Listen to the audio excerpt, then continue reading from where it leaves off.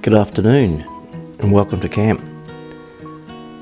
While we wait for the truck to turn up to take the 6 stairs to their new home, I thought I'd fly the drone around the yards and get a closer look up of the calves.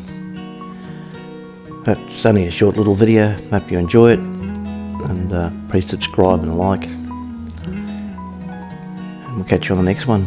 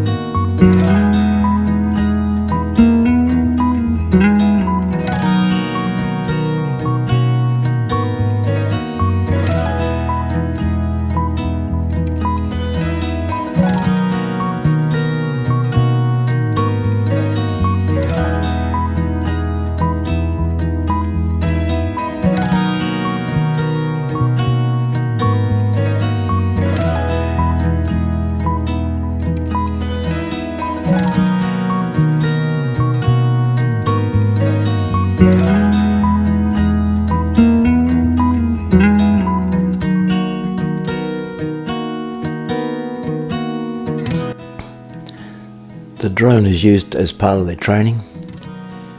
I like to mix it up with them so they get used to different things. They don't try and scare the calves, just get them to notice things. Anyway, thanks for watching. Catch you on the next one. Bye for now.